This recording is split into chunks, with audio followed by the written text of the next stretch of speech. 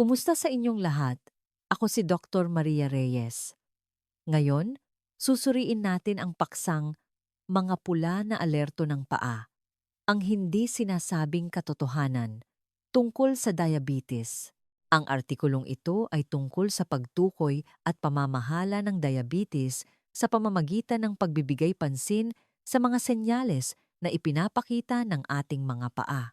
Nagbibigay din ito ng mga praktikal na payo at diskarte, kabilang ang mga rekomendasyon sa pagkain at ehersisyo upang makatulong na mapanatili ang malusog na pamumuhay at maiwasan ang mga komplikasyon ng diabetes. Hello everyone!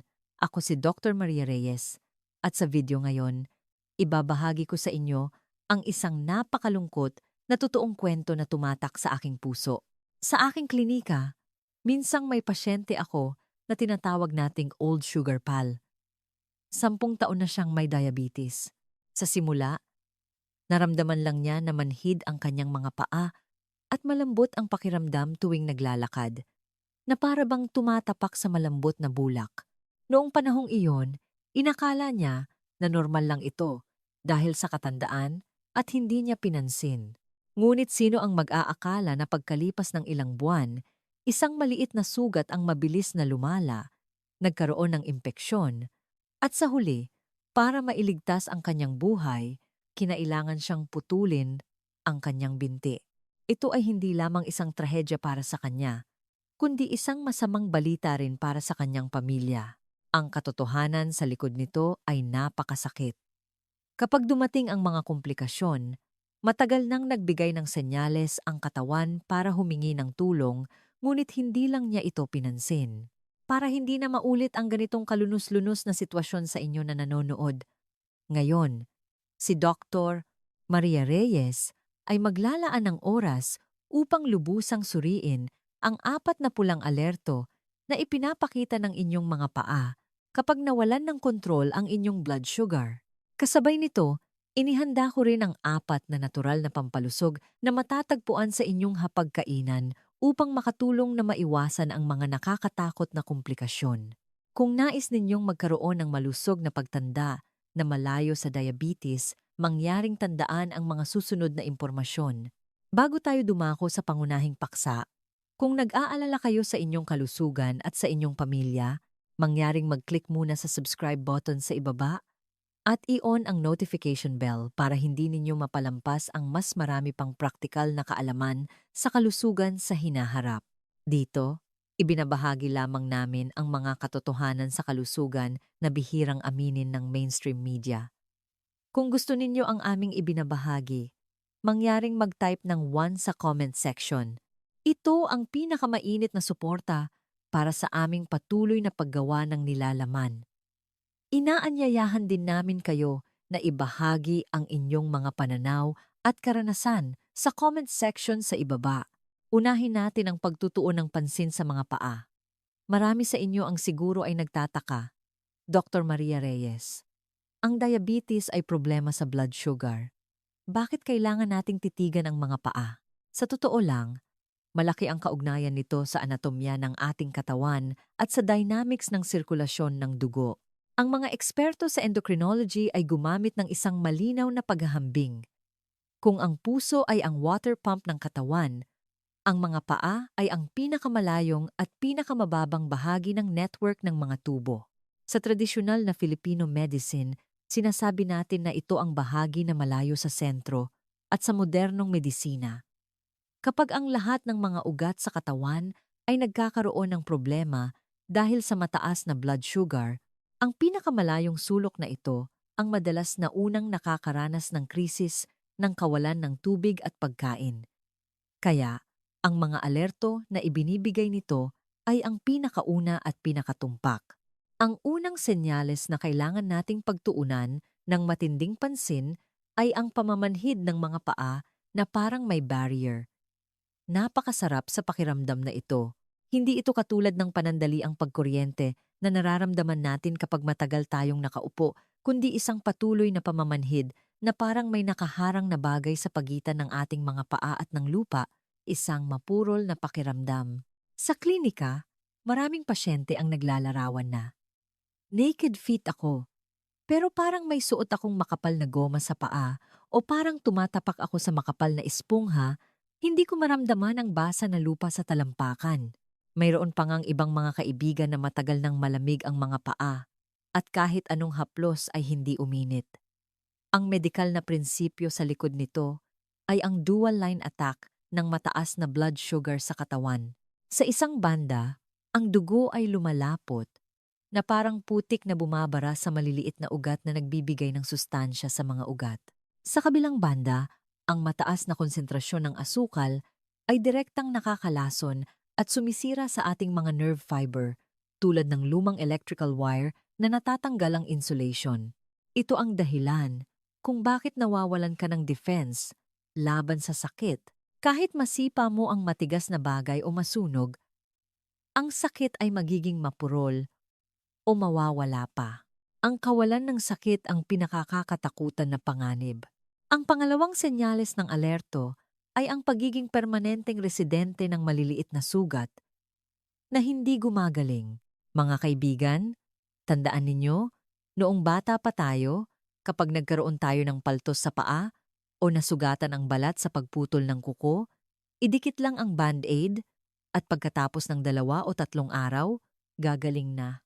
Ngunit kung mapapansin ninyo na may maliit na sugat sa inyong paa at pagkalipas ng ilang linggo ay hindi pa rin ito gumagaling, bagkus ay namumula, namamaga, at lumalabas ang dilaw na nana, huwag ninyong balewalain ito. Ito ang huling mensahe ng babala mula sa diabetes. Bakit nangyayari ito? Dahil sa mataas na blood sugar, ang inyong bodily fluids ay nagiging bacterial culture medium. Ang bakterya ay mabilis na dumarami sa kapaligiran na mayaman sa asukal, mas masahol pa. Dahil sa pagkitid ng mga ugat, ang mga healing soldiers ng katawan ay nababara sa daan at hindi makakarating sa frontline ng sugat upang patayin ang bakterya at ayusin ang pinsala. Sa ilalim ng double whammy ng pagdami ng bakterya at kawalan ng immune response, ang isang maliit na sugat ay maaaring maging isang ulcer na napakalalim at kitang-kita ang buto. Ang ikatlong senyales ay napakalinaw. Ang kulay ng balat ng iyong mga daliri sa paa o ng buong paa ay nagbabago ng kapansin-pansin, nagiging madilim na violet o maitim na parang nasunog. Iminumungkahi ko na ngayong gabi. Habang nagbababad ka ng paa o nagtatanggal ng medyas, suriin mong mabuti ang iyong mga daliri sa paa, lalo na ang dulo ng mga ito. Ang normal na daliri sa paa ay dapat na kulay rosas at may buhay. Ngunit kung ang iyong mga daliri sa paa ay parang nabahiran ng tinta o may kulay madilim na violet na walang buhay, ito ay isang lubhang mapanganib na senyales ng ischemic necrosis, pagkamatay ng tissue dahil sa kakulangan ng dugo. Sa medikal na termino, nangangahulugan ito na ang pangunahing ugat na nagdadala ng dugo sa iyong paa ay halos ganap ng nakasara. Ito ay parang isang ilog na ganap na pinutol ng dam at ang mga pananim sa ibaba ay nagsisimulang mamatay dahil wala silang nakukuhang isang patak ng dugo. Kapag napansin mo ang ganitong sitwasyon, huwag kang mag-atubiling pumunta agad sa ospital. Kadalasan, ito ang kritikal na oras upang iligtas ang iyong paa o binti. Ang ikaapat na senyales ay ang balat ng paa na nagiging parang tuyong balat ng matandang puno na may kasamang pagbabalat at matinding pangangati. Maraming kaibigan ang magsasabi, Dr. Maria Reyes, tuyo lang siguro ang balat ko. Pahiran ko lang ng lotion, okay na. Ngunit hindi ganoon kasimple ang bagay. Ang abnormal na pagkatuyo at pagbabalat na parang kaliskis ng isda ay kadalasang may kasamang hindi matiis na pangangati na nagtutulak sa isang tao na kamutin ito. Ito ay talagang dahil sa pagkasira ng ating autonomic nervous system ng mataas na blood sugar na nagiging sanhi ng malfunction ng switch na kumokontrol sa pagpapawis at paglabas ng langis ng balat. Nawawalan ng natural na lipid barrier ang mga paa na nagiging kasing rupok ng tuyo at bitak-bitak na lupa. Kapag kinamot mo ito dahil sa pangangati, ang marupok na balat ay masisira at ang maliliit na bitak na ito ang magiging bukas na pintuan para sa pagpasok ng bakterya. Kaya, Huwag nating basta-bastang sabihin na ang ganitong uri ng pathological dryness ay dahil lang sa panahon o katandaan. Ang katawan ay hindi nagsisinungaling. Ang apat na senyales na ito ay ang lahat ng paraan ng katawan upang humingi ng tulong. Mangyaring isabuhay ang kaalamang ito. Ang dagdag na tingin at dagdag na pagsusuri ay maaaring makaiwas sa isang trahedya. Kanina, naisaayos na natin ang mga senyales ng alerto na ibinibigay ng katawan. Umaasa ako na may ideya na kayo. Ngayon, dumako tayo sa pinakamahalagang bahagi. Paano ito malulutas? Sabi nga, mas magandang kumain ng maayos kaysa mag-supplement.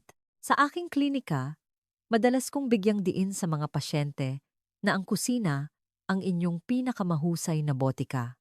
Ngayon, espesyal na ilalabas ni Dr. Maria Reyes ang apat na espesyal na pagkain na itinuturing ng komunidad ng medisina bilang mga kaloob ng kalikasan. Napakaganda ng kanilang performance sa pagtulong sa pag-regulate ng blood sugar at ang ilan sa mga nutritionists ay tinatawag silang natural insulin sa hapagkainan. Mangyaring kumuha ng papel at panulat o i-bookmark ito at tiyakin na isasama ninyo sila sa inyong pang-araw-araw na grocery list. Unahin nating pag-usapan ang una. Mukha itong simple o medyo malagkit pa nga. Ngunit ito ay tinaguriang super cleanser ng mga ugat. Ito ay ang natto. Kapag binanggit ang natto, marami sa inyo ang unang maiisip na, hindi ba ito pagkain ng Hapon? Sa totoo lang, may magandang miskonsepsyon sa likod nito. Sa pinakasimula, ang natto ay isang tunay na Chinese na anak. Mayroong isang teorya sa kasaysayan na noong sinaunang panahon, sa mahabang paglalakbay ni Master Jianzhen, isang Tang Dynasty monk, patungong Japan, dahil sa kakulangan ng pagkain, aksidenteng natuklasan niya na ang nilagang soybeans ay nag-ferment sa ilalim ng balot ng dayami. Ito ay isang hindi sinasadyang pangyayari, ngunit ito ang nagbigay buhay sa natto. Kaya, huwag ninyo itong ituring na dayuhan. Ito ay karunungan na ipinasa sa atin ng ating mga ninuno. Bakit ito nakakapagpababa ng blood sugar? Ang prinsipyo ay napakatalino. Una, ang natto ay naglalaman ng isang espesyal na highly elastic protease. Maaari ninyong isipin ito bilang isang security checker sa inyong mga ugat. Ito ay epektibong pumipigil sa abnormal na pagtaas ng blood sugar. Pangalawa, ang malagkit na string na pinakamahirap para sa inyo kapag kumakain ng natto ay ang gawa ng natto bacteria. Kapag pumasok sila sa bituka, aktibo silang kakainin ang sobrang glucose at malagkit na substances. Bukod pa rito, mayaman ito sa 22 trace elements at 20 amino acids. Hindi lamang ito nagpapababa ng blood sugar, kundi nagbibigay din ito ng komprehensibong nutritional boost sa katawan. Gayunpaman, sa puntong ito, tiyak na mayroon kayong magtataka, Dr. Maria Reyes, hindi ko talaga matiis ang lasa ng natto, parang bulok na beans. Paano ko ito kakainin? Lubos kong naiintindihan ang inyong nararamdaman. Ang kakaibang amoy ng fermented food ay tunay na minamahal ng mga mahilig at tinatakpan ng ilong ng mga hindi. Ngunit para sa kalusugan, bakit hindi natin subukan ang ibang paraan? Kung unang beses ninyong susubukan, mariin kong iminumungkahi na huwag ninyong pilitin kainin. Maaari nating ituring ito bilang isang pampalasa at subukang ihalo ito sa mainit na kanin o ihalo sa noodles o isang sariwang salad. Personal kong inirerekomenda ang isang golden pairing ng natto na may hilaw na itlog, kaunting toyo at isang dakot ng sibuyas. Kapag hinalo ng mabuti, ang kakaibang amoy ay lubos na mababawasan ng sariwang lasa ng itlog at magiging mas makinis ang tekstura. Ngunit, mayroong isang napakahalagang bagay na dapat tandaan dito, mangyaring tandaan ito. Ang natto ay hindi dapat initin. Huwag na huwag ninyo itong ilalagay sa kawali para igisa o pakuluan. Ang esensya ng natto ay nasa mga buhay na bakterya. Ang mataas na temperatura ay parang isang malaking apoy na agad napapatay sa mga health warriors na ito. Sa ganoong paraan, ang kakainin ninyo ay isang tumpok lamang ng ordinaryong soybeans at ang lahat ng benepisyo sa kalusugan ay mawawala. Ngayong napag-usapan na natin ang fermented food, tingnan naman natin ang pangunahing pagkain. Ang pinakamahirap na oras para sa maraming may diabetes ay ang pagkain. Tinitingnan ang puting bigas at tinapay, ngunit takot silang kumain at nagugutom sila. Mayroon bang pangunahing pagkain na nakakabusog at hindi nagpapataas ng blood sugar? Meron. Ito ang pangalawang natural na gamot laban sa diabetes na irerekomenda ko, quinoa. Ito ay tinaguriang ginto ng pangunahing pagkain. Bakit ko napakainit na inirerekomenda ang quinoa? Sa mundo ng nutrisyon, halos lahat ng pinakamataas na titulo ay nakuha nito. Ang future food at mother of all grains ay hindi walang saysay. Siyasatin natin ang mga kahangahangang katangian nito. Una, ang protina nito ay mataas, umabot sa 20%, at ito ay isang napakabihirang kumpletong protina. Sa madaling salita, ang kalidad ng protina na nakukuha mula sa pagkain ng quinoa ay halos maihahambing sa pagkain ng baka. Ngunit ito ay halaman. Higit pa rito, ang pagkakaibigan nito sa blood sugar ay napakaganda. Napakaraming dietary fiber nito, ngunit napakababa ng glycemic index nito. Halimbawa, kapag kumain ng puting bigas, ang blood sugar ay tumataas na parang roller coaster. Ngunit kapag kumain ng quinoa, ang pagtaas ng blood sugar ay parang naglalakad sa isang patag na dalisdis, napakabanayad. Ang mahiwagang tanim na ito, na orihinal na mula sa matataas na lugar ng South America, ay itinuturing na banal na pagkain ng mga sinaunang Indian anim na libong taon na ang nakakaraan. Ngayon, ito ay isang staple sa plato ng mga mahilig sa fitness at health experts sa buong mundo. Kaya, paano lutuin ang quinoa para maging masarap? Sa totoo lang, hindi ito pihikan. Ang pinakasimple at pinakaangkop na paraan para sa panlasang Filipino ay ang two-grain rice. Bawasan ang kalahati ng bigas na karaniwan mong niluluto at palitan ng quinoa. Ilagay ang dalawa sa rice cooker at lutuin. Ang kanin na ito ay magiging malambot at may kakaibang chewiness ng quinoa at mayroon ding amoy ng mani o sa panahong ito, maaari mong palamigin ang nilutong quinoa, ihalo sa hiniwang pipino at kamatis, at magdagdag ng kaunting ginutay-gutay na manok at lagyan ng vinaigrette. Ito ay magiging isang masustansiya at nakakabusog na diabetes-friendly salad na perpekto para sa hapunan. Ngayon, mayroon pang quinoa yogurt at quinoa energy bars na mahusay din bilang merienda sa pagitan ng mga pagkain. Ang susunod na ipapakita ay ang pangatlong kalahok, isang pagkain na mukhang simple at nabibili ng mura sa palengke, seaweed dahon ng dagat. Sa paningin ng isang doktor, ito ay isang deep sea regulator ng tatlong mataas na problema. Marami sa inyo ang nakakaalam lang na ang seaweed ay nakapagpapababa ng presyon. Sa totoo lang, ito ay isang all-rounder sa pagharap sa tatlong mataas na problema. Paano nito nagagawa ang tatlong ibon sa isang bato? Suriin natin. Una, nagpapababa ng blood fat. Mayroong isang substance sa seaweed na tinatawag na taurine. Ito ay parang glue sa mga ugat na epektibong humaharang at pumipigil sa synthesis ng kolesterol sa dugo at atay. Pangalawa, nagpapababa ng blood pressure. Para sa mga mahilig sa maalat na pagkain, ang potassium alginate sa seaweed ay isang tagapagligtas. Kapag pumasok ito sa bituka, ito ay parang magnet na sumisipsip ng sobrang sodium ions at inilalabas ang mga ito sa katawan. Kapag nabawasan ang sodium, natural na magiging stable ang blood pressure. Pangatlo, at ang pinakamahalaga, nagpapababa ng blood sugar.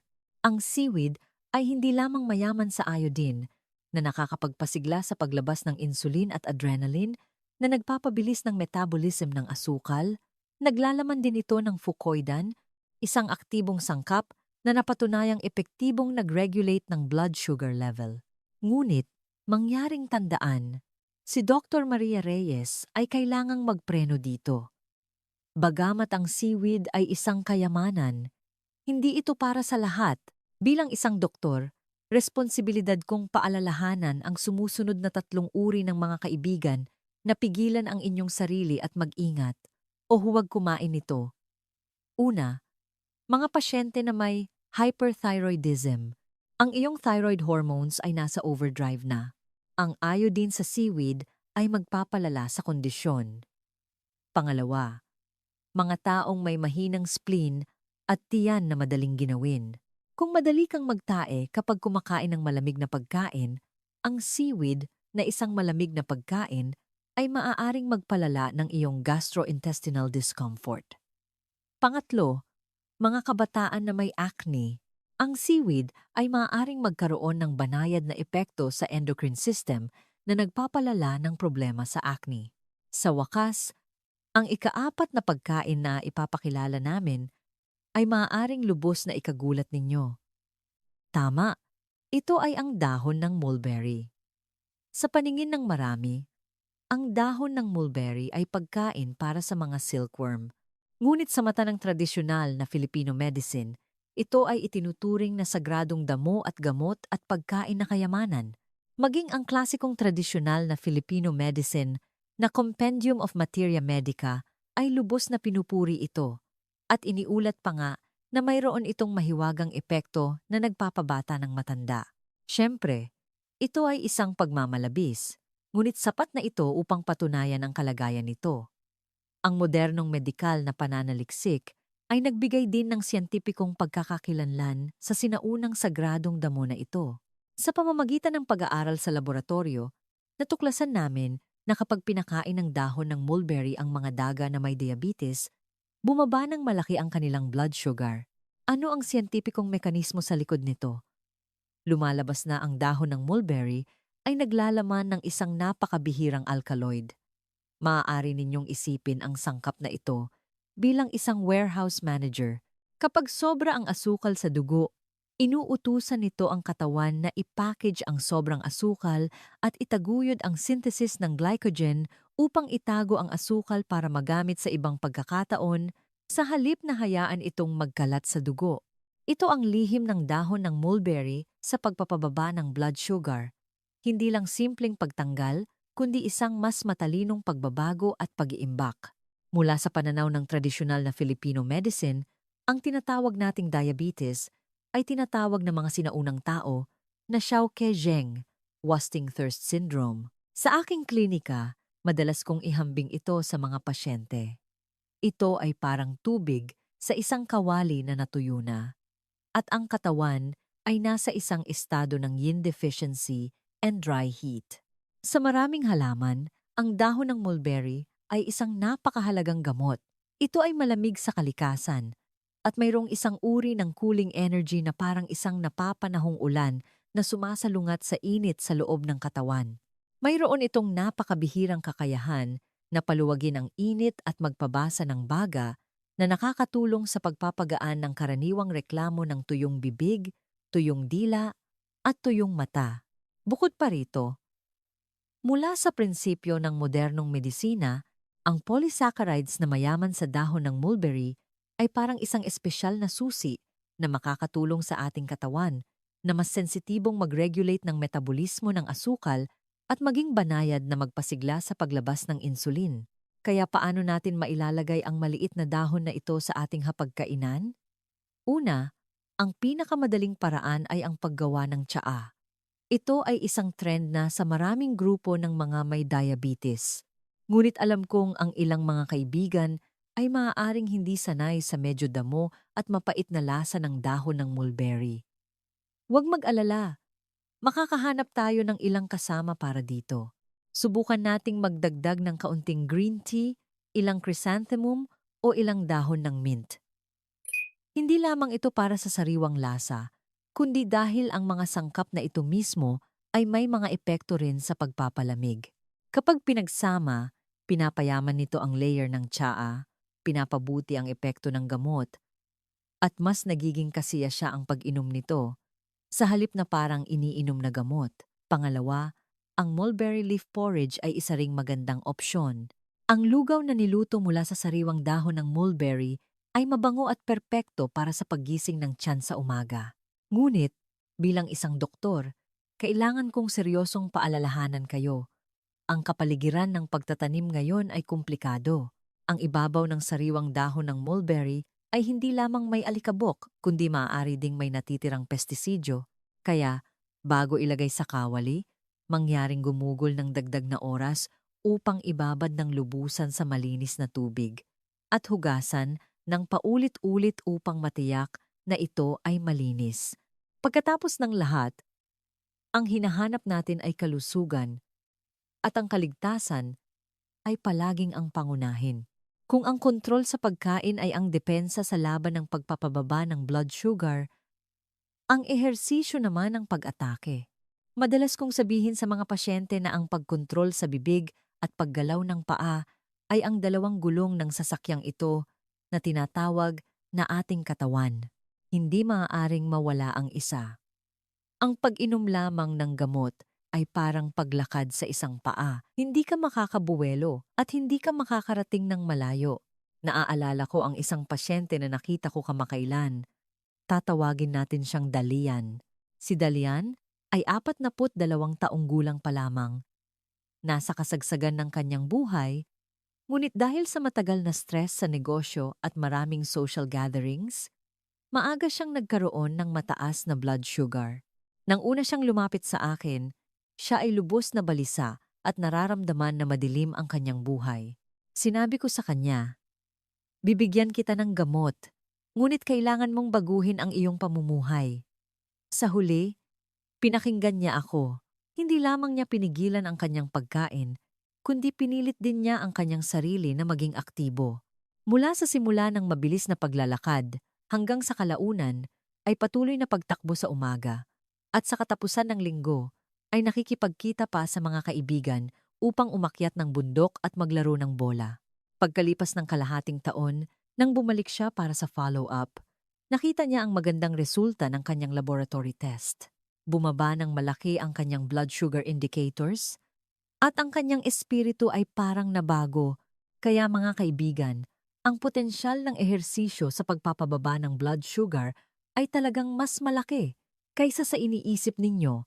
Maraming kaibigan ang maaaring mag-iisip, "Doktor, nakakapagod mag-ehersisyo. Wala rin akong gaanong oras."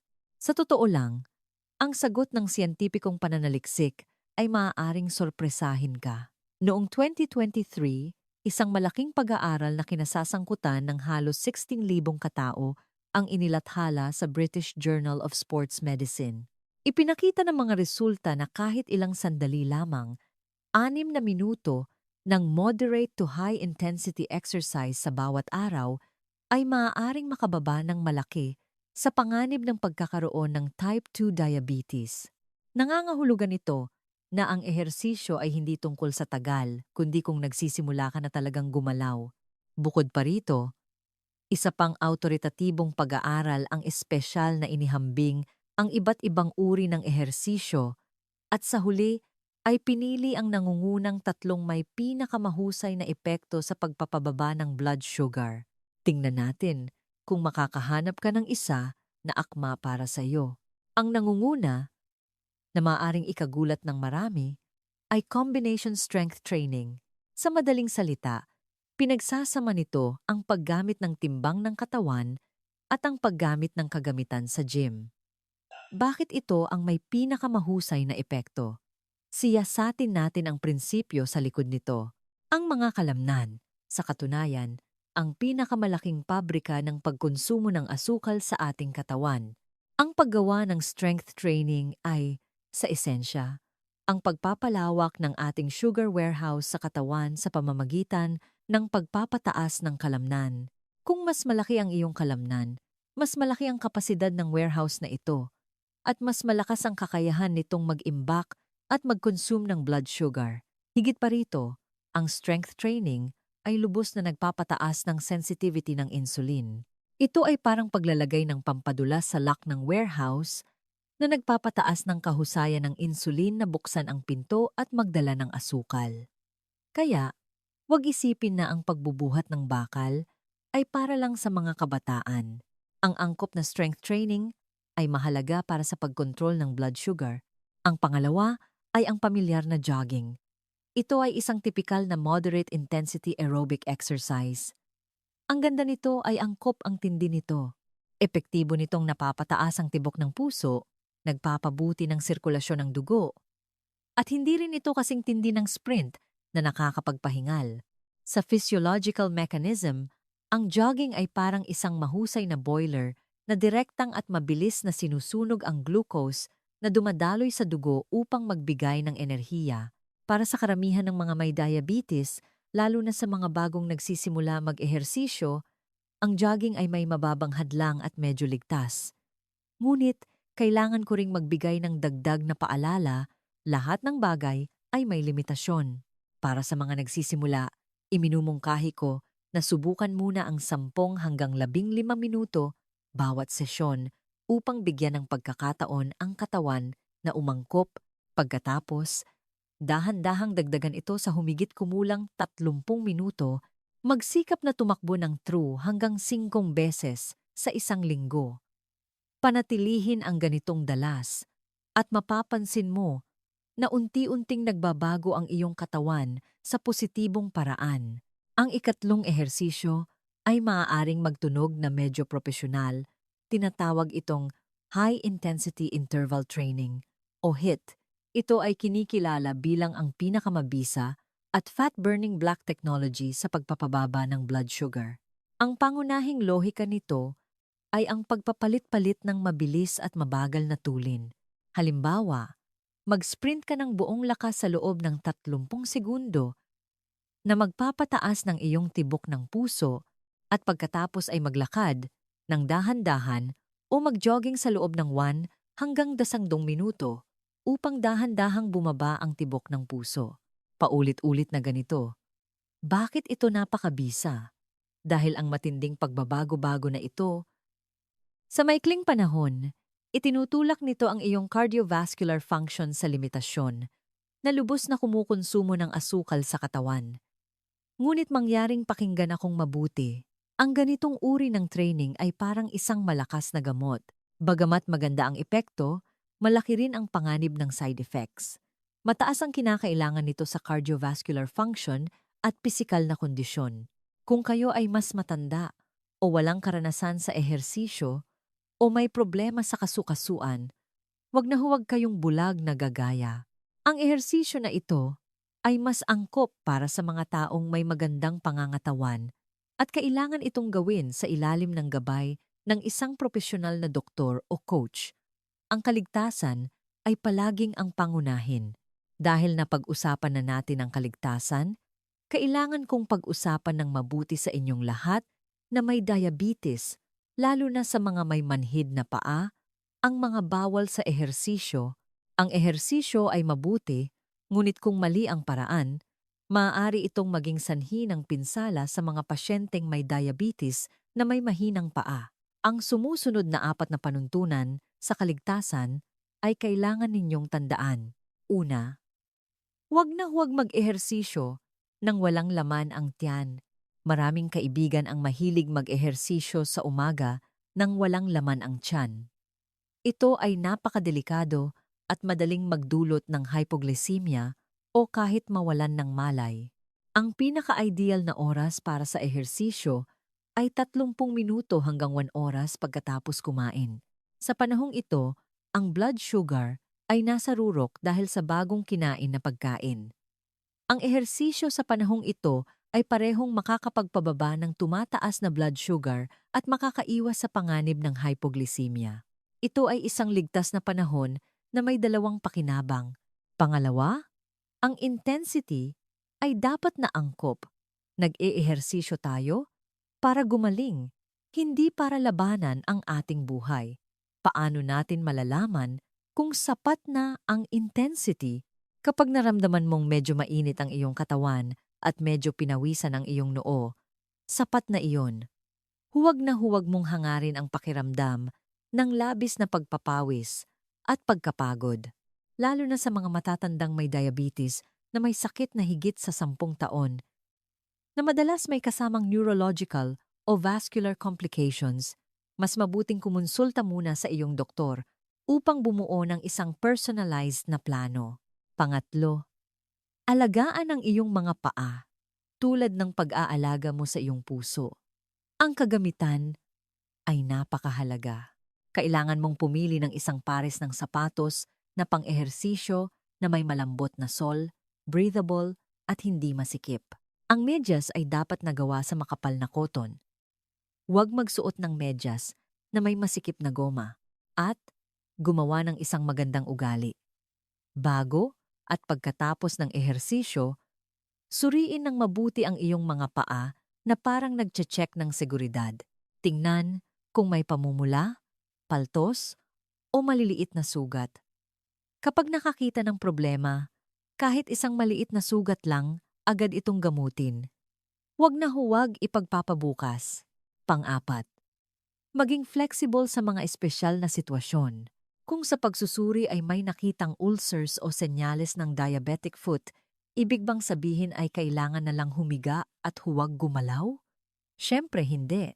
Kahit hindi ka makatayo at makarga ng bigat, maaari ka pa ring gumawa ng toe-pointing exercise sa kama o gayahin ang pagbibisikleta sa ere. Ang mga non-weight-bearing exercises na ito ay nakakapagpabuti din ng sirkulasyon ng dugo sa ibabang bahagi ng katawan na parang nagbobomba ng dugo at nakakatulong pa sa paggaling ng sugat. Tandaan, basta gusto mong gumalaw, palaging may paraan.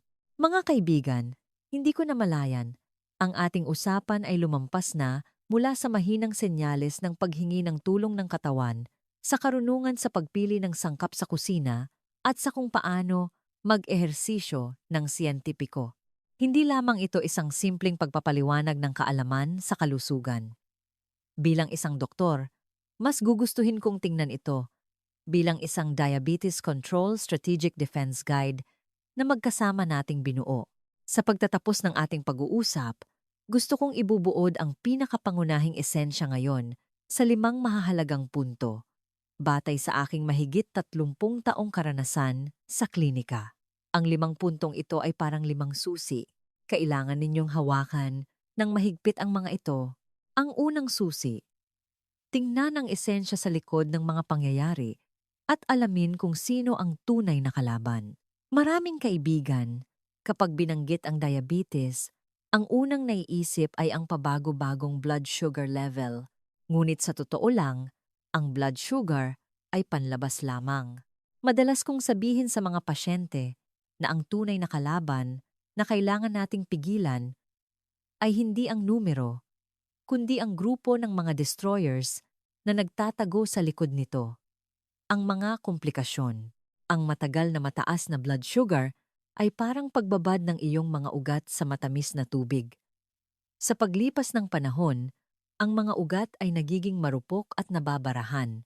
Ang kasunod na retinopathy na nagdudulot ng pagkabulag, pagkabigo ng kidney, myocardial infarction, at matinding gangrene sa paa na nangangailangan ng amputation, ito ang mga bunga na kailangan nating iwasan. Kaya mangyaring tandaan, ang lahat ng natutunan natin ngayon, sa pagkain man o sa ehersisyo, ay may iisang layunin lamang. Protektahan ang ating mga ugat at nerves at pigilan ang mga nakakatakot na komplikasyon na ito. Ang pangalawang susi, maging isang scout ng iyong katawan at patuloy na bantayan ang iyong mga paa. Bakit ko paulit-ulit na binibigyang diin ang pagtingin sa mga paa? Dahil ang mga paa ay nasa dulo ng ating sirkulasyon ng dugo. Kapag nasira ang mga ugat at nerves, ito ang unang nagbibigay ng alerto. Kailangan mong matutong suriin ang mga ito araw-araw. Kapag nakita mo ang sumusunod na 4 na senyales, kahit isa lang, kailangan mong agad na pumunta sa ospital. Huwag na huwag itong ipagpaliban. Pagkawala ng pandama. Kung nararamdaman mo na laging manhid ang iyong mga paa, o mabagal ang reaksyon, o malambot ang pakiramdam ng iyong mga talampakan tuwing naglalakad, na parang tumatapak sa makapal na tumpok ng bulak at hindi matatag, ito ay isang tipikal na senyales ng pinsala sa nerve. Hindi gumagaling na sugat. Kahit isang maliit na sugat sa balat na aksidenteng nabali sa pagputol ng kuko o isang maliit na paltos, pagkalipas ng ilang araw ay hindi pa rin gumagaling o nagsisimula ng mamula at lumabas ang nana, nangangahulugan ito na ang mataas na asukal na kapaligiran ay naging isang breeding ground para sa bakterya at kailangan ng propesyonal na paggamot, pagbabago ng kulay. Maingat na obserbahan ang kulay ng iyong mga daliri sa paa at talampakan. Kung mapapansin mo na ang balat ay nagiging madilim na violet o kahit itim, kadalasan nangangahulugan ito na ang lokal na supply ng dugo ay lubhang kulang at ito ay senyales ng iskemia, tuyong balat. Ang normal na balat ng paa ay elastic.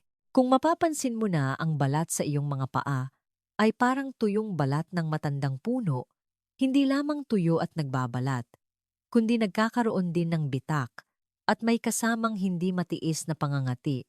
Ito rin ay resulta ng abnormal na paggana ng sweat glands dahil sa autonomic neuropathy. Ang pangatlong susi, gawin ang kusina bilang isang natural na botika at gamitin ng maayos ang 4 na sangkap na ito. Maraming kaibigan ang tumututok lamang sa mga bote ng gamot, ngunit nakakalimutan ang grocery basket. Sa totoo lang, binigyan tayo ng kalikasan ng maraming natural na diabetes control helpers. Sa aking mga rekomendasyon sa pagkain, madalas kong binabanggit ang 4 na pangunahing sangkap na ito, nato. Dahil sa kakaibang lasa nito, marami ang nahihirapan dito. Ngunit naglalaman ito ng nattokinase na nakakatulong sa pagpapaluwag ng mga ugat. Kailangan kong paalalahanan kayo na ang aktibong enzyme na ito ay pinakakatakutan ang mataas na temperatura. Huwag na huwag itong lutuin sa init. Ang paghahalo nito sa pagkain ang pinakamahusay na paraan. Quinoa, tinaguriang complete nutrition food. Mas mababa ang glycemic index nito kaysa sa bigas at puting tinapay at mayaman sa dietary fiber. Nakakabusog ito at dahan-dahang tumataas ang blood sugar. Ito ay isang mahusay na alternatibo sa pangunahing pagkain. Seaweed, dahon ng dagat. Mayaman sa fucoidan, na parang espongha na nagpapabagal ng pagsipsip ng asukal sa bituka. Ngunit sa medisina, mayroong dialectical approach. Kung mayroon kang hyperthyroidism o kung madali kang magtae dahil sa mahinang spleen at tiyan na madaling ginawin, kailangan mong maging maingat sa pagkain nito. Ang katamtamang dami ay sapat. Mulberry leaves. Dahon ng mulberry. Ito ay isang matandang kaibigan sa tradisyonal na Filipino medicine.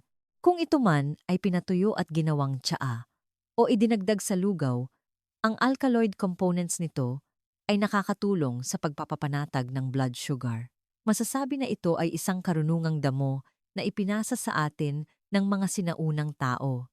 Ang pang-4 na susi, hindi lamang kailangan ng pagtitipid, kundi kailangan din ng pagpapalaki. Magpatuloy sa 3 epektibong ehersisyo. Ang pagkontrol lamang sa pagkain ay hindi sapat.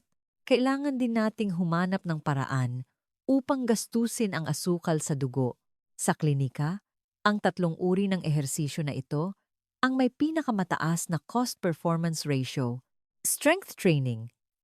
Ito ay para sa pagpapalawak ng warehouse. Ang mga kalamnan, ang pinakamalaking sugar storage warehouse ng katawan. Sa pamamagitan ng weightlifting, resistance band exercises, at iba pang strength training, ang pagdaragdag ng kalamnan ay parang pagtatayo ng mas maraming factories sa katawan na kumukonsumo ng asukal. Jogging. Ang pinaka-accessible na aerobic exercise, mababa ang hadlang, hindi nangangailangan ng komplikadong kagamitan. Basta't magpatuloy, epektibo nitong mapapataas ang cardiovascular function at mapapabilis ang metabolism. HIIT high-intensity interval training. Ito ay isang double-edged sword. Napakataas ng efficiency nito sa pagsunog ng taba at pagpapababa ng blood sugar at mabilis nitong mapapataas ang tibok ng puso sa maikling panahon. Ngunit kailangan kong bigyang diin na ang intensity ng ehersisyo na ito ay napakataas. Ito ay angkop lamang para sa mga taong may magandang pangangatawan at walang malubhang komplikasyon. Ang mga matatandang kaibigan ay huwag na huwag bulag na gagaya upang maiwasan ang problema sa puso. Ang panglima at huling susi, ang kaligtasan ang pinakapangunahin sa ehersisyo. Tandaan ang mga red line na panuntunan. Ang ehersisyo ay para sa kalusugan. Kung masaktan ka dahil dito, hindi ito sulit. Mangyaring tandaan ang dalawang panuntunang ito sa kaligtasan sa inyong isip. Huwag na huwag mag-ehersisyo nang walang laman ang tiyan. Para sa mga may diabetes, mas delikado ang hypoglycemia kaysa sa hyperglycemia at maaari itong direktang magdulot ng pagkawala ng malay. Kaya, ang pinakamahusay na oras para sa ehersisyo ay 30 minuto hanggang 1 oras pagkatapos kumain. Sa panahong ito, ang blood sugar ay nasa rurok at ang ehersisyo ay perpektong makakapagpababa nito. Ligtas at epektibo. Ang kagamitan ay kailangan tiyaking magsuot ng malambot, maluwag, at breathable na sapatos at medyas. Bago at pagkatapos ng ehersisyo, suriin ang iyong mga paa na parang ginagawang kayamanan kung mayroon itong pinsala. Pagkatapos ng lahat, para sa mga may diabetes, ang isang maliit na paltos sa paa ay maaaring maging isang malaking problema. Mga kaibigan, alam kong narito kayo ngayon at maaaring nagtataka kayo sa inyong isip o kaya ay medyo nalulungkot. Dr. Maria Reyes, hindi ito pwedeng kainin, hindi rin iyan pwedeng hawakan, kailangan ko pang pilitin ang sarili ko na mag-ehersisyo. Napakaraming alituntunin at patakaran. Ano pa ang saysay ng buhay? Hindi ba masyadong mahirap ang buhay na ito? Mangyaring pakinggan ang taus-pusong sasabihin ko sa inyo. Lubos kong naiintindihan ang inyong damdamin at labis akong naaawa. Anley, pagkatapos ng lahat, ang pagkain ng buhay. Sino ba naman ang hindi gustong kumain ng maraming karne, uminom ng maraming alak, at mamuhay ng walang pakialam? Ngunit, bilang isang doktor na nakakita ng maraming kaligayahan at kalungkutan sa klinika, kailangan kong sabihin sa inyo ang isang katotohanan tungkol sa kalayaan. Ang lahat ng ating ginagawa ngayon, maging ang mga nakakainip na pag-aaral ng medikal na kaalaman o ang pagpigil sa ating natural na pagnanais para sa masarap na pagkain sa hapagkainan o ang pagpilit sa ating sarili na magsuot ng sapatos at tumakbo sa umaga o gabi, sa ulan man o sa sikat ng araw, ang lahat ng kawalan ng kalayaan na ito ay hindi upang mabuhay ng may takot at puno ng pagkabahala. Hindi rin ito upang alisin sa inyo ang karapatan na tamasahin ang buhay. Sa kabaligtaran, ang ating kasalukuyang disiplina ay upang makamit ang malaking kalayaan sa hinaharap na hindi pahihirapan ng mga komplikasyon sa loob ng ilang dekada. Ito ay upang magkaroon kayo ng isang dignidad, masigla, at hindi pabigat sa pamilya sa pagtanda. Isipin ninyo, ano ang tunay na kaligayahan sa pagtanda? Ito ba ay ang panandaliang tamis sa bibig ngayon? Hinding-hindi. Ang tunay na kaligayahan ay kapag ikaw ay nasa edad 70 o 80, kaya mo pa ring makita ang mga letra sa pahayagan, kaya mo pa ring makita ang magagandang ngiti ng iyong mga apo sa halip na madilim ang iyong paningin. Kaya pa rin ang iyong mga paa na tumapak ng matatag sa lupa, kaya mong maglakad sa parke kasama ang iyong asawa at makita ang magagandang tanawin ng bansa sa halip na nakaupo sa wheelchair o nakahiga sa kama at kailangan pa ng tulong upang makagulong. Ang iyong mga kidney ay gumagana pa rin ng normal, kaya mong uminom ng tubig at umihi ng maayos sa halip na nakatali sa dialysis machine 3 beses sa isang linggo at nakikita ang sariwang dugo na dumadaloy sa mga tubo. Ito ang madalas kong sabihin. Ang kasalukuyang pagpipigil ay para sa hinaharap na pagpapakawala. Ang kasalukuyang hirap ay para sa dignidad sa pagtanda. Mangyaring maunawaan ang isang prinsipyo. Ang reseta ng doktor, gaano man kaganda ang gamot na ibinigay, ay isang balas lamang upang mapanatili ang sitwasyon, isang bottom line upang hindi ka lumubog sa gitna ng unos. Ngunit ikaw mismo ang tunay na kapitan ng barkong ito na tinatawag na buhay. Kung ang barkong ito ay pupunta sa isang sikat na daungan o tatama sa bato at lulubog, ang manibela ay nasa iyong mga kamay. Huwag mong ituring ang salitang diabetes bilang isang malamig na hatol na hindi mababago. Mas gusto kong ituring mo ito bilang isang mapagbigay at napapanahong paalala mula sa iyong katawan. Sinasabi nito sa iyo sa ganitong paraan, kaibigan, dati tayong masyadong nagpakahapo. Simula ngayon, kailangan nating matutong mas alagaan ang ating sarili at mas bigyang pansin ang nararamdaman ng ating katawan. Kailangan nating baguhin ang ating pamumuhay, ang daan patungo sa pagkontrol ng blood sugar. Dr. Maria Reyes, ay hindi ko kayo niloloko. Ito ay talagang mahaba at maaaring tumagal ng buong buhay. Sa prosesong ito, maaaring may pagkabagot, pag-uulit, at mga sandali na gustong sumuko. Habang tinitingnan ng ibang kumakain ng cake, kailangan mong pigilin ang iyong sarili. Habang tinitingnan ng ibang natutulog, kailangan mong bumangon at tumakbo. Ito ay talagang nangangailangan ng malaking pagtitiyaga. Ngunit huwag kang malungkot at huwag kang madaling panghinaan ng loob. Mangyaring maniwala, ang bawat beses na matatag kang tumatanggi sa tukso ng matamis na pagkain sa hapagkainan, ang bawat hakbang na ginagawa mo tuwing umaga o gabi, na nakasuot ng sapatos na pangtakbo, at lumalabas ng pinto, ang lahat ng ito ay hindi walang kabuluhan. Nakikita pa nga ito ng Diyos. Ang mga tila walang saysay na pagpapatuloy na ito ay parang matibay na ladrilyo na nagdaragdag ng mga ladrilyo sa iyong hinaharap na gusali ng kalusugan. Ang bawat kagat ng asukal na hindi mo kinain ngayon ay isang malinaw na daluyan sa iyong mga ugat sa hinaharap. Ang bawat kilometro na itinatakbo mo ngayon ay isang malakas na pagtibok ng iyong puso sa hinaharap. Ang ganitong saloobin ng responsibilidad sa iyong sariling buhay ay isang napakagandang at napakabayanihan na gawa. Buong puso akong umaasa na ang bawat isa sa inyo na nanonood ay makakahawak ng siyentipikong pamamaraan at may optimistikong tapang, makakamit ang isang banayad na kapayapaan sa espesyal na kasamang ito, ang diabetes. Huwag mo siyang ituring na kaaway na kailangang labanan. Ituring mo siya bilang isang mahigpit na health supervisor. Basta't pinamamahalaan mo siya ng may puso at sumusunod sa mga batas, kaya mo pa ring mamuhay ng masigla at tamasahin ang kaligayahan ng pagiging napapalibutan ng mga apo. Mas magiging malusog at mas mahaba pa ang iyong buhay kaysa sa maraming taong walang sakit. Sa huli, kung ang pagbabahagi ngayon ay nagbigay sa inyo ng mas matinding kumpiyansa o nagbigay sa inyo ng kahit kaunting inspirasyon, mangyaring huwag mag-atubiling i-click ang like button para kay Dr. Maria Reyes. Hindi lamang ito suporta para sa akin, kundi isang paghimok din para sa inyong sarili. Mangyaring ibahagi din ang kaalamang ito na mahalaga sa kalidad ng buhay sa inyong mga kasama at pamilya.